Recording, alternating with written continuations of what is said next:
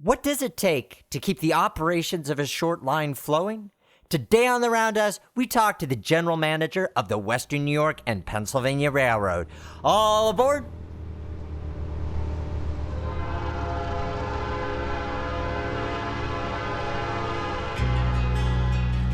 In days past, the roundhouse was where the railroad worker united with the steam locomotive, each to prepare for the journey ahead.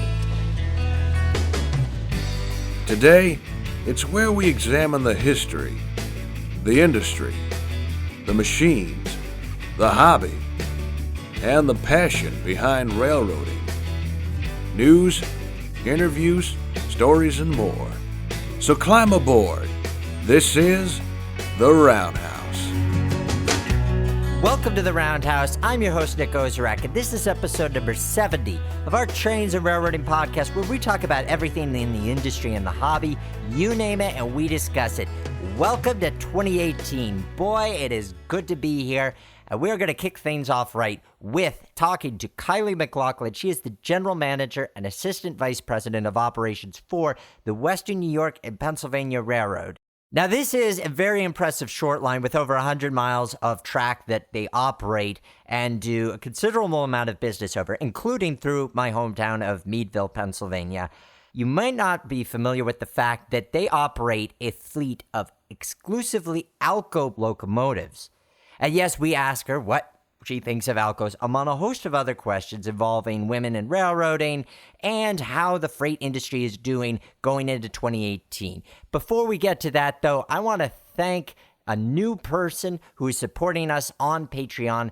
That person is Mark Cavanaugh. He is a loco fitter with the Roundhouse crew. That means Mark is contributing $5 a month, and he gets early access to episodes such as the one you're hearing now. So if you want to support the Roundhouse, if you have even just a little bit of leftover change at the end of each month and help the show to grow, that would mean the world to us. And you can check our campaign out at patreon.com/the Roundhouse. And we have some cool perks to offer you. And I thank you very much for your support.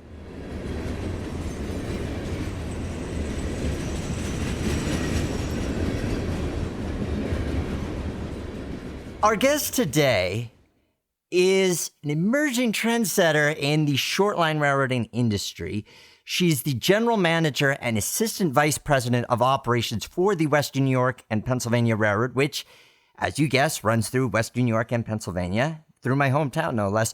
Please welcome to the Roundhouse, Ms. Kylie McLaughlin. Hey, Nick. How are you? Great to have you on the show, Kylie. We had you on last year when you did the Santa train trips, and even from our little snippet there, I knew that I wanted to talk to you more, so I'm glad that we're going to do this. Great place to start is, how did you find yourself entering the railroad industry? Yes, it actually fell into my lap. It was unexpected. I was working at Dresser Rand in Wellsville, New York, and I was approached by an individual who encouraged me to apply for an opening that the WNYP had. It was an office manager, HR manager job. So I did. I had a phone interview, and I started 2 weeks later. I started as office manager, HR manager. Then I had compliance given to me, and assistant general manager, and now general manager. Already having worn several hats. Part of what intrigued me as I was doing some background research into you is that your degree is something very unique and something which people might not immediately connect with the railroad industry, but actually does have relevance. Why don't you talk about what your degree is in? My degree is in gerontology, which is the study of the aging. While I was in college, I attended college and received my bachelor's degree in Utah. And I was working in the Department of Aging and also at a long-term care facility in the Alzheimer's unit. And that was my plan. My plan was to stay in that industry and work with the older generation and the upcoming baby boomers. And life happened, and I moved back to New York, began working at Dresser Rand in human resources, and now I'm at the railroad. And now you're at the railroad. And with the railroad, You do see a wide range of generations, whether it be short lines such as yours or the class ones. You have guys who have been crewing trains for 40 years. You have guys who are just starting their careers out. What are some of the interesting trends that you see as the younger generation starts to take over the railroad industry, both from a crew standpoint as well as a management standpoint? Well, it's interesting. I was born in 1979. So I was born right between the baby boomer generation, which was 46 to 64, and the millennials, 1980 to 2000. So I've definitely had, a lot of experience with the baby boomer generation. And more recently, in the last few years, more of the millennials coming up. I do notice the differences in the generations. I find the older generation seems to be very disciplined in their work, almost to the point of being workaholics. The younger generations, their wants and needs are different. Basically, the world that they each grew up in were vastly different.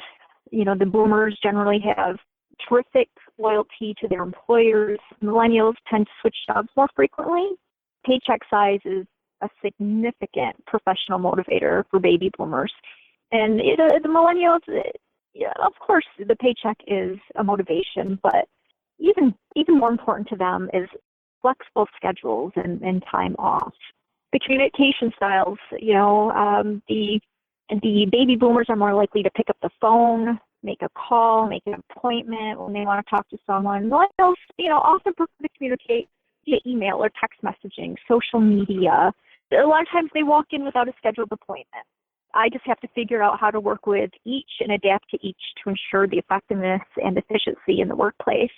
In recent years, the WNYP has welcomed internships, to help build the industry's next generation workforce. Working with both generations it keeps it interesting. It really does. And it's interesting.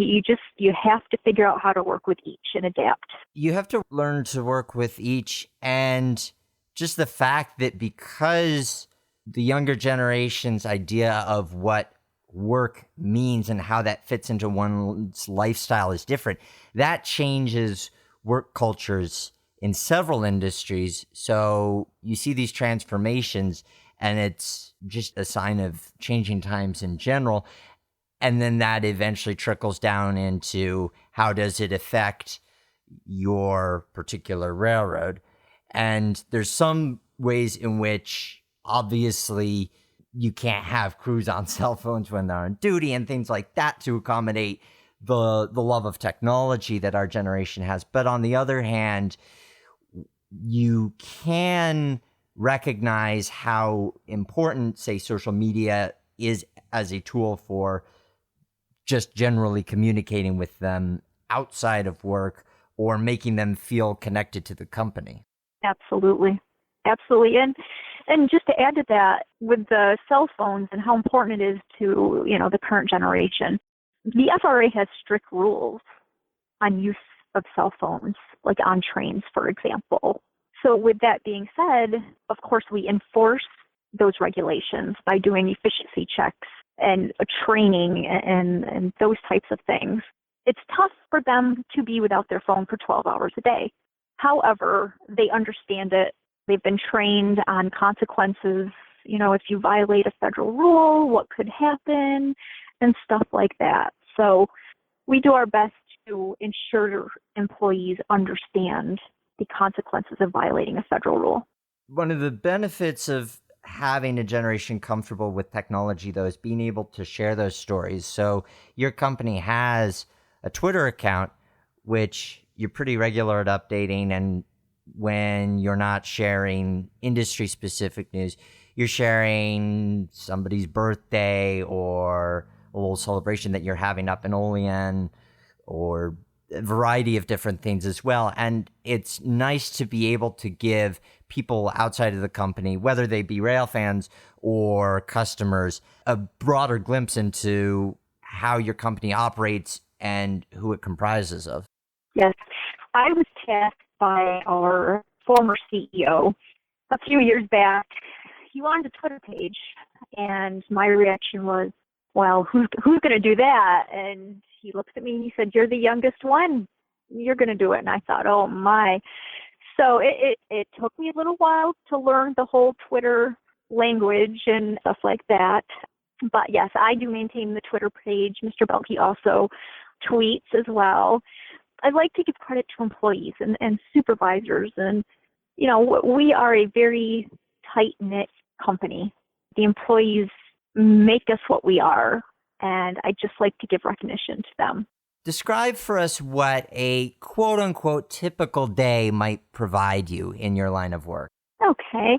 That's actually the beauty of my position is there is no typical day. The only thing that stays the same is everything changes. Every day has new challenges and surprises. As general manager, you know, I must be ready for anything the day may throw at me, ready to change plans at the drop of a hat. I may have an employee, a train service employee, call in sick, which means the train master has to fill in on the train, which means I have to play train master today. Or Mr. Belke has a prior engagement. I have to fill in a conference call or a meeting for him. So I'm constantly shifting gears from general manager to working on compliance, train master, getting thrown into a meeting and making it work. It's just every day is different. It never goes as planned, which is one thing that I love about my job. So you are connected to the national network, both in terms of the infrastructure of the railroad, but also in terms of this networking that you do. So a good place to explore that to start with would probably be looking at your relationship to Norfolk Southern, which is the primary Class 1 railroad that you interchange with. So what's the type of communication and development that you have to work out with them? Well, we interchange with Norfolk Southern, and we also interchange with the BP in Salamanca. There's a lot of daily coordination with operations. We may have a customer who really needs a certain car, and we see that it's up in Buffalo on NS.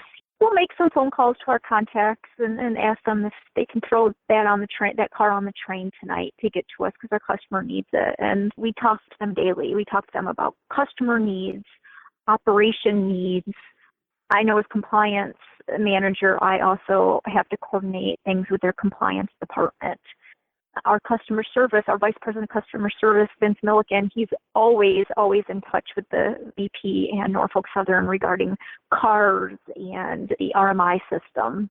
There's a lot of communication. You know, you really have to develop a good relationship with your contacts, and we have a great communication relationship with our interchange sites, and as a team, we work great together. What is the RMI system? The RMI system is a system where all the cars, the rail cars, the information is in there. That is how you can track cars. You move cars. For example, when BP drops a string of cars off for us at Salamanca, now they're online on our system. When we take those cars to a customer, they get moved in that system. The process that we do at the railroad, when train crews pick up cars at interchange, they communicate what cars are there to customer service. Customer service then changes them in the system, and it's a billing program as well.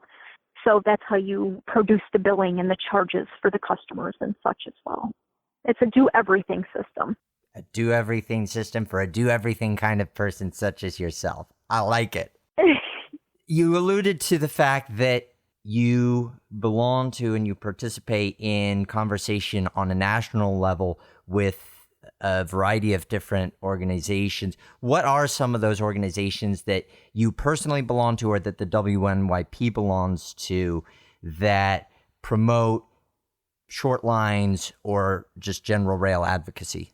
Well, just to name a couple, we belong to the American Shortline and Regional Railroad Association. If you get a chance, look at their website. They're an amazing association that is basically ensuring the voice of the short lines is heard in Washington, D.C. They are passionate about short lines, whether it be regulations, compliance, funding, everything, legal advice, they have it all. Also, There's a couple groups that I personally belong to that are for railroading women, the NARBW and the LRIW, and they are leagues for railroad women to participate in for mentoring and support and advice and such revolving around that. There's a lot of associations. We belong to the American Railroad Superintendents as well. And all of these associations, they support you. They give you other people to network with. I'll give you an example. We were having a issue with an event recorder a couple of weeks ago in one of our locomotives, and we couldn't figure out how to correct the issue. The ASLRRA has forums on their website. If you're a member, you can get on the forums and you can interact with other railroaders or vendors or whoever, associates. We posted our problem on there, and within probably 8 hours, we had suggestions, and we took those suggestions and the problem was corrected. So it's a great way to interact with others, whether you have an issue with something or you just want advice on something. It's a great tool. Short lines are a very powerful force most time on the national level, when even in industry publications, the focus is on the class ones or Amtrak. But short lines don't often get talked about, but when you look at the hundreds that exist across the country, whether they be 2 miles or 200 miles, they make up an important aspect because you're serving customers that the class ones would ignore because it wouldn't be viable for them to route trains in that particular manner. So the fact that you're able to have these places where you combine your resources, because your railroad isn't in competition with some short line that's out in California. So if you're able to help each other out, then you're making the entire process that much easier and smoother, especially if that railroad in California is where some car originates that ends up on your network. Absolutely. It's all about teamwork. At the end of the day, it's all about working with each other to get the end result that we all want. We all benefit from it, and it's all about working together. Something that we all benefit from as well is having a diverse workforce. And you mentioned that you are a member of a couple of organizations that promote getting women involved in the railroad industry. It was interesting. A couple months ago, I saw a piece in Trains magazine where they were talking about how few leadership positions in the Class 1 world, at the least, are held by women. And I'll tell you, Kylie, it was disheartening reading all these comments by guys saying this is a non-story or non-issue, because you and I both know it is an issue. And I imagine it's something that's improved in recent history, but there is still such a long way to go. So what are, from your perspective, what you've seen through conversation, the challenges that women either traditionally have faced or presently face getting into railroad positions, either from a management standpoint or a crew standpoint? Sure. I still think that because there are less women leaders than men, we have a preconceived notion that male leadership is more effective than female leadership. With that being said, it's just a question of time. I believe that as more and more women gain positions of leadership, it will become easier for generations ahead. The advantage of the feminine style of leadership will begin to outweigh the negative perceptions.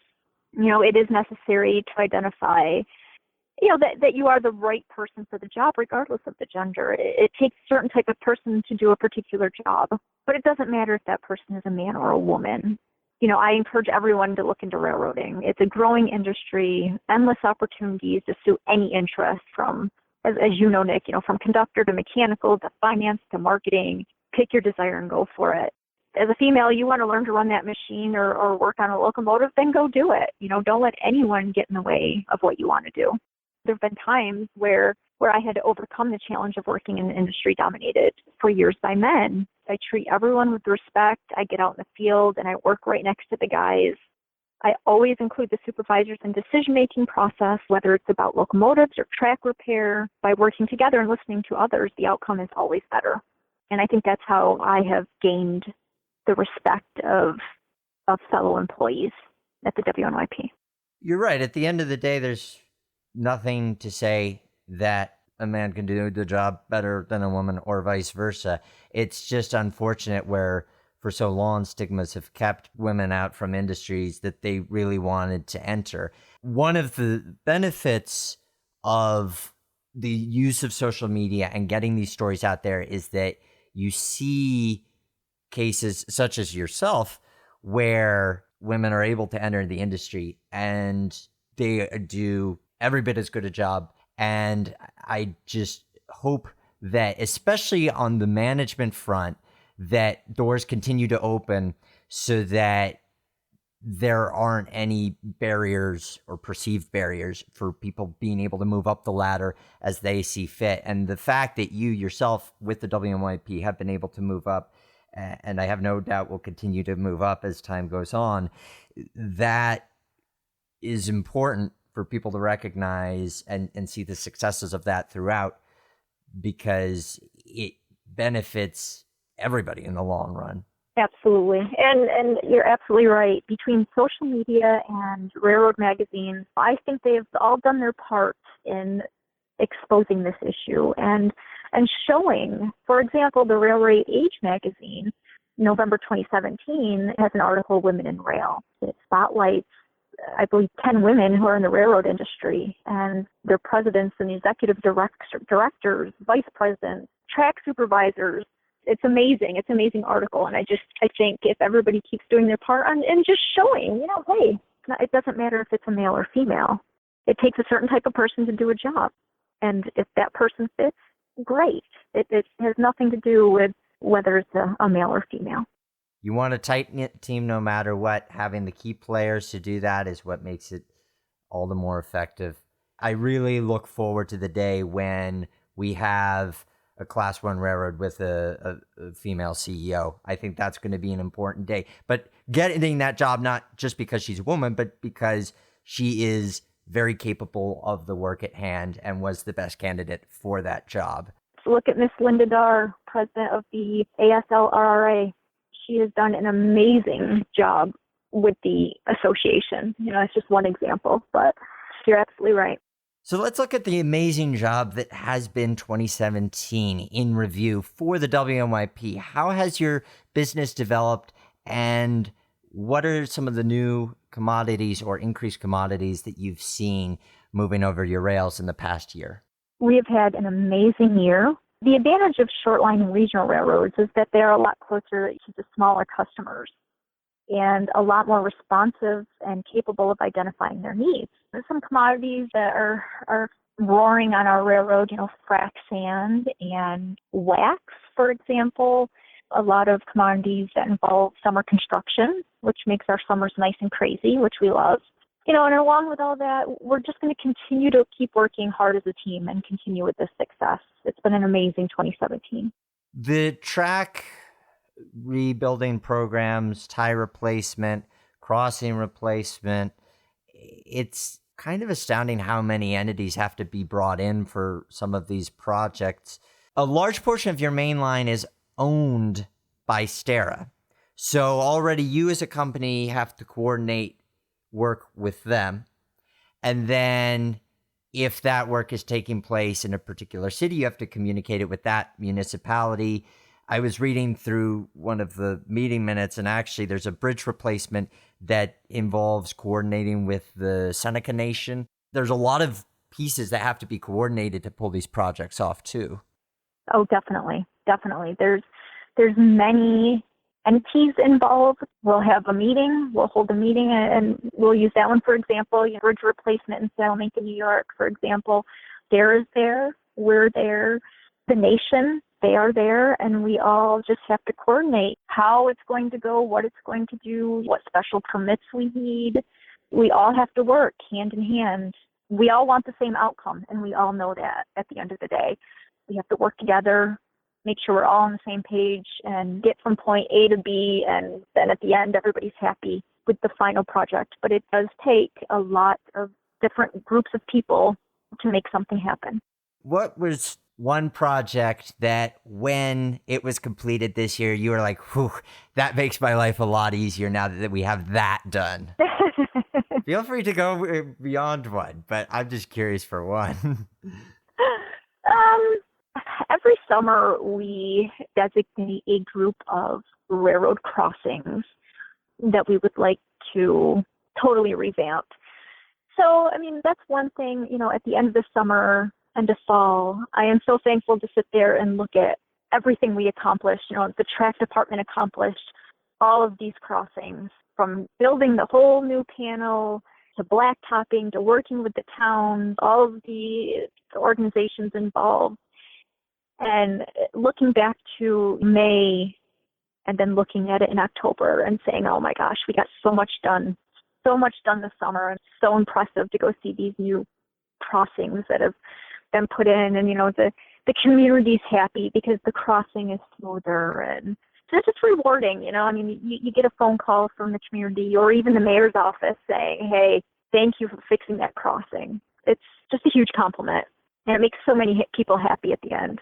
That brings up a good question.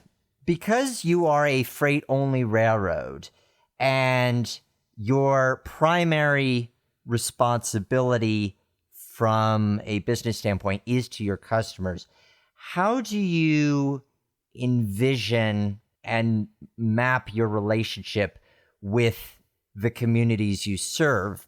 On the one hand, you're not carrying people, so there's less visibility, but there's still the aspect of crossing repair and trains going through at certain times. And that kind of, I don't know about coordination, but I'm just curious as far as how you map a relationship like that out where it's not as concrete as we give members of your community rides to another town. What does that mean to you? Our communities for all 330 miles of our railroad are very important to us. The relationships are very important to us. In the past, we've had Santa Claus trains in different communities. We've had, in Olean, the mayor has a mayor's forum every quarter. Once a year, we will volunteer to be the host of the event. And everybody that attends the mayor's forum comes to the railroad, and we do a presentation and we show them the shop and we show them everything that we do. And then we usually do a short train ride and show them some of the projects that we've accomplished and point out this crossing or this new switch or this tie project this summer. And we discuss that. We work very closely with our emergency responders. Every year we have numerous emergency responder training sessions all over the railroad, all the counties. We rotate year to year, but we invite them all. For example, we'll just use Olean. We invite them all to our shop. We set up chairs and tables, feed them dinner. We put on a presentation of emergency response.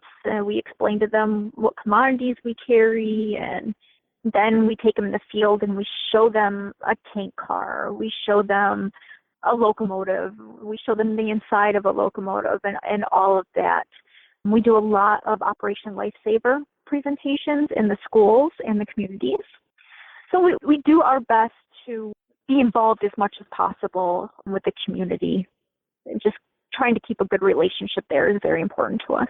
Something that I saw, which was definitely a very nice touch, is that on your locomotive 430, you added a decal with a blue stripe pulling for you dedicated to the police forces.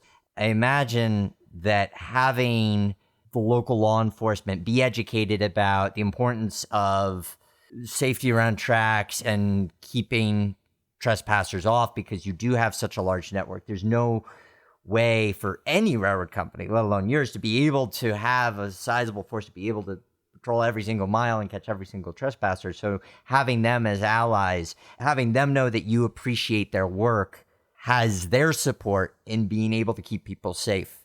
Yes, that's incredibly important. We actually had a ceremony in Olean, and we invited all of the police departments along our 330 miles. We had the mayor here, and we had some political individuals here, and they did thank yous to our police force, and just a wonderful thank you for them. And then we unveiled the engine, and it had the flag with the blue stripe. We're pulling for you, and we just really want our local law enforcement to know that we are thankful for them watching our property, helping keep the community safe from any incident, and I think they really appreciated it. A major event for the railroad in its history was, of course, the filming of the 2010 movie Unstoppable. Now, I believe that was before your time with the railroad, if I'm not mistaken. But I have to ask if you've seen the film and what you think of it, especially since it's scenes taking place on your railroad, especially a lot of unsafe scenes. It was before my time, unfortunately. I would have loved to be here for that event. That would have been amazing. I have seen the movie. I do giggle at some scenes, like, no way, but it is, what's amazing to me is how they did that stuff, how they made that happen right there, like in Turtle Point, Pennsylvania. And so when I watch the movie, I'm always looking like at the background, like, oh, that's here and that's there and that's going through here. Yeah, it's amazing. It's amazing what Hollywood could do. Like you said, pretty scary, dangerous, unrealistic scenes. But boy, they sure made them look good, though. So I'm impressed. I'm actually impressed by their creativity. Well, and they make your line to Driftwood look really, really beautiful. It looks like Western Pennsylvania. They filmed it in the fall. So as somebody from the area, it's nice visually, and even the way the action is shot, it's very sharp. So a favorite shot of mine is before the helpers are going to try to hook up to the rear and then later they derail, but that was shot in Eldred at the turn. And it's funny because most of the shots that you see of trains there are your WNYP trains going through, and it's quiet. There's just the signal bridge. But then here you have it in the movie, and there's cop cars everywhere. There's helpers on the siding, and it's this hub of action. So it's also kind of strange to see this Sleepy Hollow really roar to life. It is. It is. I wish I was here for that event. So looking ahead at 2018, if you could bring a Hollywood movie, it'd be lovely to see another movie made on your railroad, even though I imagine the logistics of coordinating that are very astounding. But looking ahead at 2018, what are some of the trends that you're seeing develop or continue from what you've seen from 2017, both for the WNYP and for railroads at large? Well, I think there's a few things that I think is going to go on. As always, I think the industry will continue to devote time and training to maintain a healthy safety culture. Safety is just huge in the railroad industry. It's what it's all about. As of November 6th, I'm not sure if you've seen this or not, as of November 6th of this year, statistics show that the shortline industry went 1 year without a single fatality, which is great. The Shortline Safety Institute will continue. They are part of the ASLRA. They work with them a lot, and they will actually come to your railroad at no cost, and they will do safety assessments.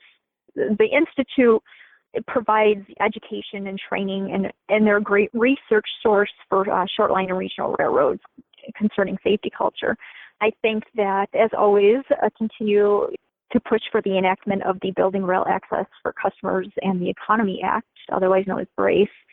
This would make the tax credit permanent or possibly extending it for a lengthy time period instead of like year to year.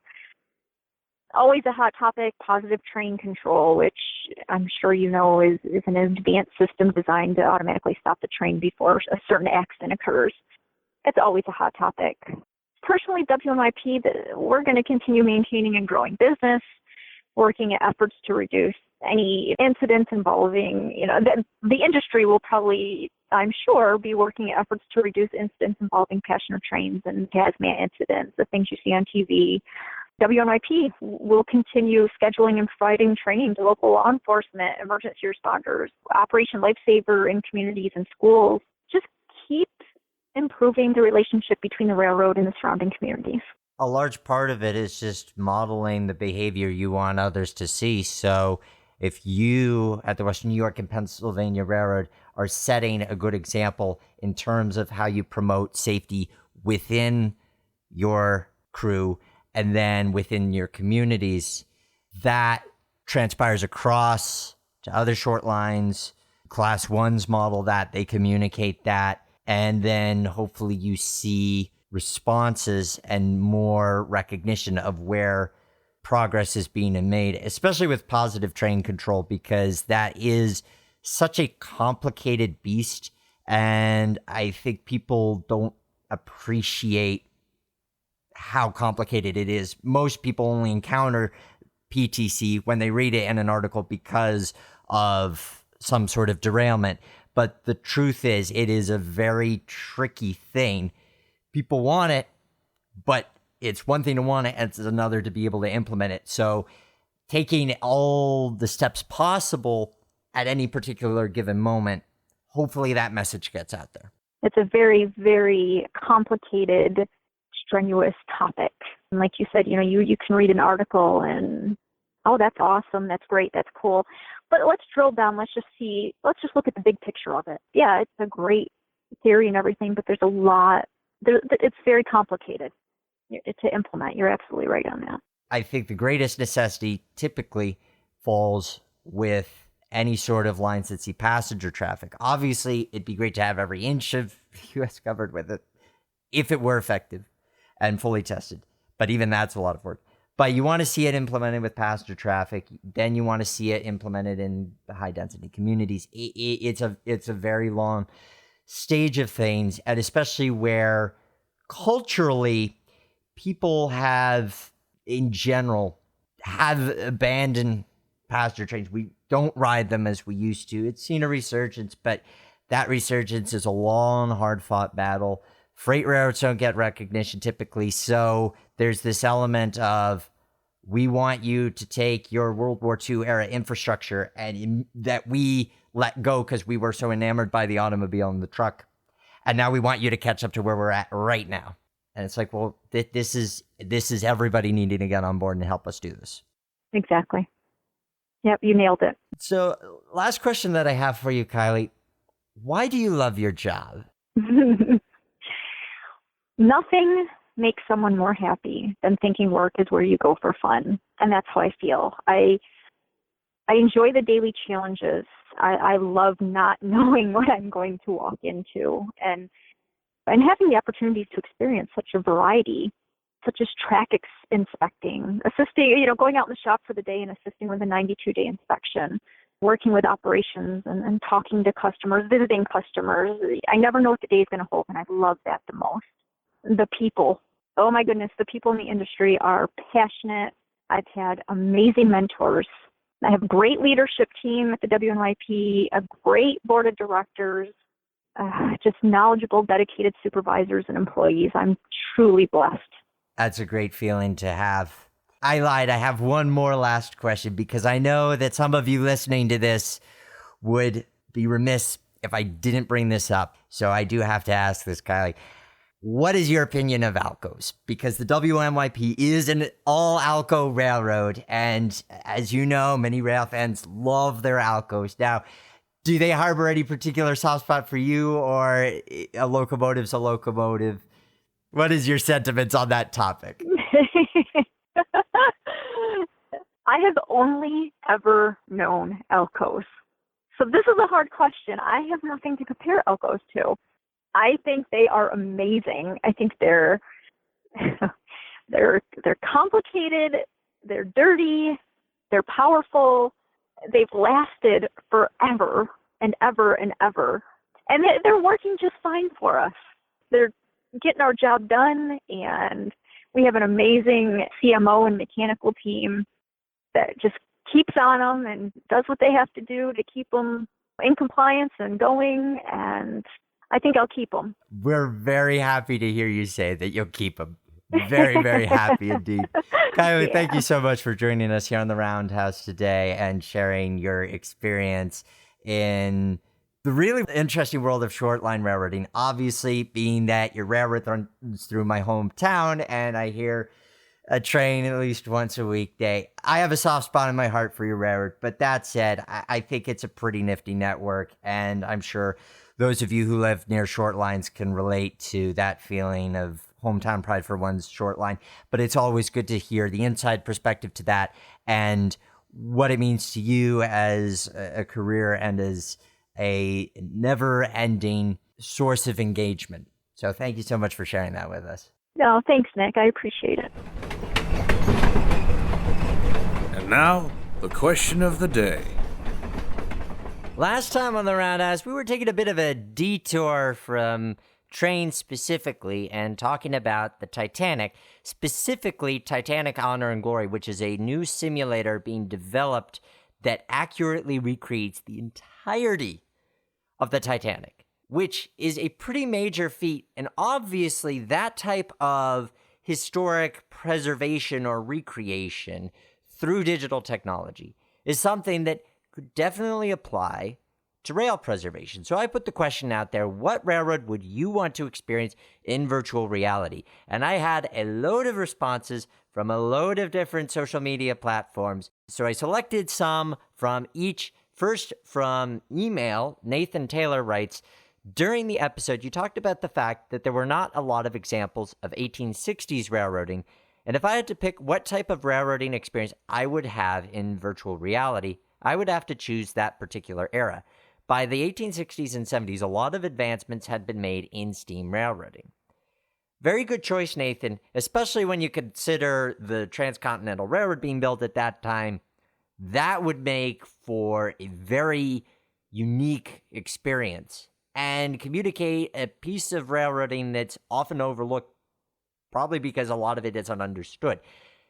This from the roundhousepodcast.com. Matthew Betzner writes, the Hudson Line from New York up to Albany, either the New York Central Glory or the current Amtrak Metro North Line. Good choice, Matthew. Very scenic area. Would definitely be interesting to see, especially if you did both of those eras and you could compare them. This now from Facebook, Thomas Doc Fogarty writes, Talyllyn Railway during its early revival years. Now, there's an interesting idea because a lot of times we like to focus on here's this railroad, here's this tourist railroad as it is now, perfectly preserved, what a wonderful job. But something that showcased what it took to get there and the amount of teamwork required to pull something like that off would be very interesting. The neighboring Festiniog Railway comes to mind too in terms of some of the track that they had to lay and even blast a tunnel. That would be a very unique experience. And you think about the types of characters involved in rail preservation and how those would translate to a simulator or a game, that could be very interesting. John Hutzinger writes, East Broad Top. Couldn't agree with you more, John. The East Broad Top is quickly becoming a favorite railroad of mine, and that's something that's actually being worked on for the Railworks / Train Simulator 2018 platform, but to do something where you could actually walk inside the buildings and see the machinery running and talk with some of the historic figures of that time, there's an experience to be had. And a couple of responses from Twitter. Prof. HBTM writes, Huntington and Broad Top Mountain. My mom grew up in Saxton, PA, had the shops in the Roundhouse. I had the run of the place. Again, same area, very interesting railroad history, right next to the Pennsylvania Railroad, but a short line. So it gives you a different perspective on railroading of that time. And Jeffrey Gray writes, I'd love to experience the Alamogordo and Cloudcroft, New Mexico line. I've never heard of that one, Jeffrey, but maybe that's why it needs to be made for virtual reality. Your question of the day for this episode is, what is your local short line? Let me know on the roundhousepodcast.com. Links to social media are there. And even if I don't get to respond to your answer for the question of the day, keep chiming in because I try to cycle it up and make sure everybody's included. So if I don't respond on the show, I try to respond on the platform that you send the message to me for. If I don't respond there, I'm still reading all of them, and I love seeing that level of conversation.